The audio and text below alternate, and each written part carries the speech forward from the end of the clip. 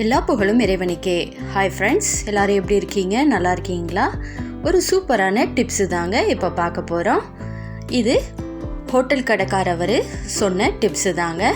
நான் அதை உங்களுக்கு சொல்கிறேங்க. அதுக்காக ஒரு ட்ரே எடுத்திருக்கேன், இந்த மாதிரி ஸ்பாஞ்ச் எடுத்திருக்கேன், டிஷ்வாஷ் லிக்விட் எடுத்திருக்கேன். நீங்கள் எந்த டிஷ்வாஷ் பிராண்ட் வேண்டாலும் எடுத்துக்கலாங்க. இப்போ நான் எடுத்து வச்ச ட்ரேயில் இந்த லிக்விடை சேர்த்துக்கிறேங்க. நீங்கள் அதிகமாக சேர்க்க வேணாம், இதே மாதிரி கொஞ்சமாக சேர்த்துக்கங்க. ஏன்னா நம்மளுக்கு சின்ன பீஸாக இருந்தால் போதும். இதே மாதிரி எல்லாத்துலேயும் சேர்த்துட்டு ஒரு 2 மணி நேரம் ஃப்ரிட்ஜில் ஸ்டோர் பண்ணிடுங்க. அதுவும் ஃப்ரீசரில் வைங்க, அப்போ தான் உங்களுக்கு கட்டி ஆகும். இப்போ நான் ஏற்கனவே எடுத்து வச்சுருந்தேங்க, அதை உங்ககிட்ட காட்டுறேன். இதை பாருங்கள், நல்லா கட்டி ஆகிடுச்சு. இப்போ அதை எடுத்து பார்க்கலாம்.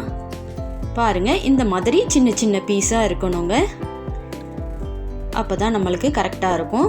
இந்த மாதிரி ஸ்பாஞ்சில் நடுவில் இந்த மாதிரி கத்தியை வச்சு லைட்டாக கட் பண்ணிக்கோங்க. உள்ளர நல்லா கட் பண்ணணுங்க. பாருங்கள், இந்த அளவுக்கு இருக்கணும்.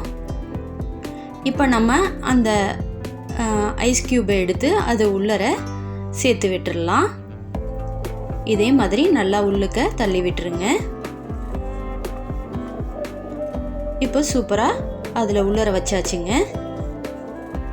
இப்போ ஒரு பாத்திரத்தில் தண்ணி எடுத்திருக்கேன், அதில் லைட்டாக இந்த மாதிரி அந்த ஸ்பாஞ்சை நினச்சி விட்டுக்கங்க. நீங்கள் எப்போதும் தண்ணியில் சேர்க்கணுன்னு அவசியம் இல்லை. பாருங்கள், நான் லைட்டாக தான் சேர்த்துருக்கேன், அதே உங்களுக்கு நுர வருது. இந்த பாத்திரத்தையும் கழுவுறேன் பாருங்கள். உங்களுக்கு இந்த மாதிரி செய்கிறதுனால நேரமும் மிச்சம், செலவும் மிச்சங்க. நீங்கள் லைட்டாக தேய்ச்சாலே போதும்.